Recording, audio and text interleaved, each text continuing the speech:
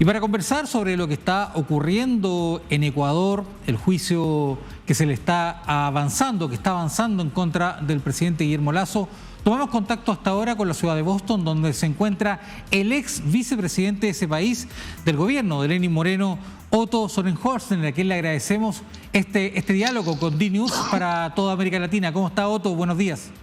Buen día, gracias por la invitación y a sus órdenes. Muchas gracias. Y la primera consulta tiene que ver con el aspecto general de lo que está ocurriendo en Ecuador. ¿Cuál es su diagnóstico respecto a esta crisis política que tiene sumido no solamente a la crisis política vinculada a los partidos políticos, a la clase política, sino también que incluye a toda la sociedad? A ver, hay una crisis de seguridad muy grave que termina resultando en una acción política en cuanto al juicio político del presidente sobre un camino que el mismo gobierno lamentablemente ha venido construyendo, fruto de una gestión que ha dejado mucho que desear en algunos frentes, pero también fruto de un comportamiento en lo político muy conflictivo. El presidente Lasso y su gobierno desde el primer día se acercaron a todos los partidos y bloques de la Asamblea Nacional, con todos han llegado a algún tipo de acuerdo o de alianza, y con todos en su momento respectivamente se han peleado, distanciado o acusado de la una o la otra cosa. Entonces el gobierno se ha quedado solo. En esa soledad y con una gestión tan débil es muy fácil que esto resulte en lo que ha resultado. Si es que hay mérito suficiente, porque además lo he escuchado al presidente muy preocupado del tema reputacional personal, entonces si es que hay mérito suficiente para que se lo acuse de peculado a nivel político, recordemos que esto es una acusación política, no judicial, ¿ya? Eso pasa a segundo plano, porque lo que estaban buscando las fuerzas políticas del Ecuador no era una razón, sino una excusa para tener una suerte de válvula de escape a través del juicio político a la situación actual muy compleja que vive el país. Y vea que veía un poco las noticias que ustedes estaban transmitiendo. La violencia ha crecido en toda la región, Chile no es la excepción. Hay para mí una guerra que estamos perdiendo como región contra el narcotráfico y que está resultando, en el caso del Ecuador, en una violencia que se ha cuadruplicado. El Ecuador compartía con Chile el primero y segundo lugar en los análisis de muertes violentas cada 100.000 habitantes. Con entre 5 y 6 muertes violentas cada 100.000 habitantes, y hoy esa cifra se ha cuadruplicado en menos de 2 años.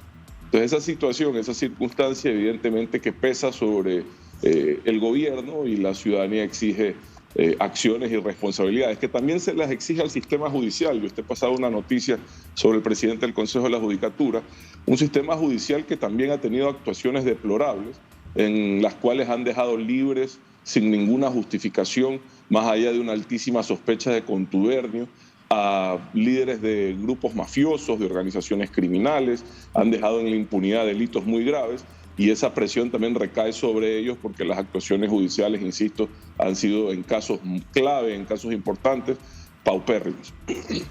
Sí, se le abre un nuevo flanco al presidente Lasso, al Ejecutivo, a través de lo que estábamos justamente viendo, el tema del Consejo de Judicatura y este recurso que presentaron ante el presidente. No solamente entonces está enfrentado al Parlamento, sino también ahora al Poder Judicial. ¿Qué salida tiene el presidente Lasso a todos estos problemas que está afrontando? Mire, respecto a la demanda que pone el Poder Judicial, hay otra realidad también, que es el hecho de que el nivel de ejecución presupuestario de esa institución ha sido muy bajo. Es decir, es verdad que pueden estar reclamando recursos adicionales, pero ni siquiera los que han recibido los han logrado ejecutar. Entonces, como le digo, ellos también han tenido problemas de gestión muy serios. La única salida hubiese sido en su momento una gestión que responda ante las demandas ciudadanas, no solo en materia de seguridad, sino también en materia de acción social. La pandemia fue muy dura con nuestro país. La pandemia ha dejado en toda la región secuelas de incremento de pobreza, problemas psicológicos, ha dejado dificultades de recuperación económica, y en el Ecuador recién este año, a diferencia de Colombia o Perú, no tengo los datos de Chile a la mano, pero recién este año en el Ecuador estamos llegando a los niveles de la economía que tuvimos en el 2019, imagínense usted. Entonces, todo eso se ha sentido, todo eso ha sido también un caldo de cultivo para que las mafias, los grupos del crimen organizado puedan reclutar con mayor facilidad. Dicho esto, la respuesta debió haber sido un Estado fuerte que, a través de una fuerza pública fortalecida, capacitada, equipada, pueda responder ante esta situación, y por otro lado un aparato social, insisto, sensible, con la capacidad de acción para poder atender estas demandas ciudadanas en materia social que han incrementado. Pero por desgracia ni lo uno ni lo otro, e insisto, hay una gran presión ciudadana sobre un gobierno al cual se le exigen resultados que aún no llegan.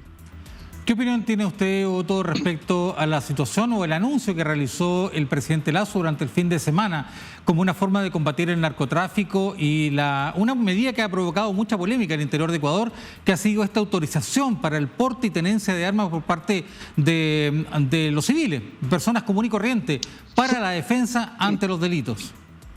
Mire, es que el presidente tuvo antes de esa declaración digamos, un discurso dirigido a los ecuatorianos que dejó mucho que desear, porque en medio de esta crisis de inseguridad se dedicó a la defensa de su reputación. Y créame, con todo el respeto al presidente y a todos quienes en algún momento hemos tenido la oportunidad de servir a nuestros países en tan altas magistraturas, si bien la reputación de uno y de su familia es importante, pasan a segundo y a tercer plano cuando uno tiene responsabilidades tan altas enfrente, como la vida y la seguridad de los ecuatorianos. Y de eso no habló nada. Entonces la ciudadanía le reclamó, y la reacción, que me pareció a mí más eso, una reacción que verdaderamente una acción articulada, bien pensada, fue este facilismo de decir vamos a facilitar el acceso a las armas, y lo dijo de forma desacertada porque además se refirió a esto como un instrumento necesario para esta lucha entre los ciudadanos y los delincuentes, como si es que no existiese un Estado de por medio que es el que debe de garantizarnos la seguridad, como si fuese responsabilidad nuestra como ciudadanos aprender a disparar y defender nuestras vidas. Yo creo que hay ciudadanos que pues verán esto con buenos ojos, pero la mayoría de los ecuatorianos lo que quisiéramos es que no sea necesario que aprendamos a utilizar armas o violencia para defendernos, y que sea el Estado quien garantice nuestra seguridad y nuestra vida como manda la Constitución. Entonces esa ha sido la polémica. También un mar de contradicciones de la oposición al gobierno, porque con la totalidad de los bloques se había votado hace menos de un mes en la Asamblea una ley en ese sentido, pero cuando el presidente sale a regular ese pedido legislativo, los mismos legisladores lo cuestionan. Entonces estamos ya en un mar de contradicciones, en una falta de coherencia, en una falta de liderazgo general de todos los frentes en el país, de alguien que marque una hoja de ruta clara para poder salir de esta crisis, sobre todo, te decía, de seguridad, que es muy dolorosa, muy lamentable y muy preocupante. Sí, el tema de la arma es un debate que no solamente se suscribe a Ecuador, sino que también a muchas otras ciudades. Sabemos lo que pasa en Estados Unidos, donde por décadas se ha discutido este tema, la venta de armas civiles, sí, o que los civiles puedan tener armas. ¿Es una parte de una renuncia del Estado a cumplir con el deber de proteger a la ciudadanía? Así se sintió, sobre todo por la forma en cómo el presidente lo presentó en un tuit en el que, como te digo, se refirió a esta decisión como un elemento necesario en esta lucha textualmente, de los ciudadanos contra los delincuentes.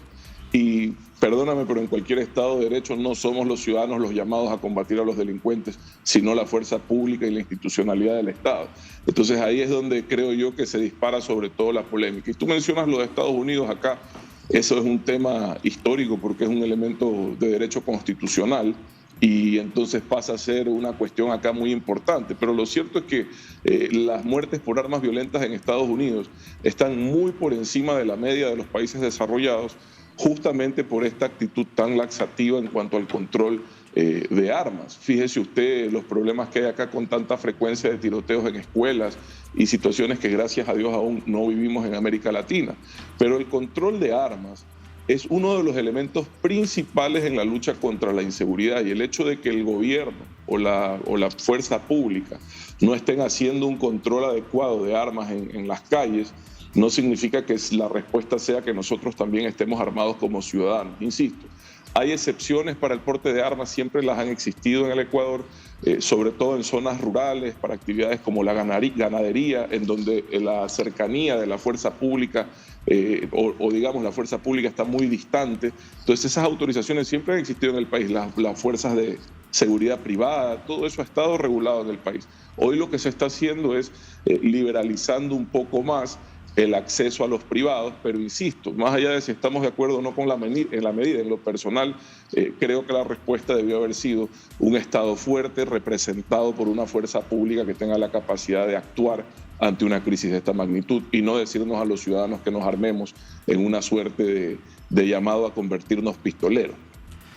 Otto Sonnenholzner, ex vicepresidente del Ecuador, le agradecemos este diálogo con DNews para toda América Latina para analizar lo que está ocurriendo en Ecuador en temas de seguridad y lo que está afrontando el presidente Lasso ante la Asamblea Nacional. Muchas gracias por este diálogo. Gracias a ustedes, un abrazo y siempre a las órdenes.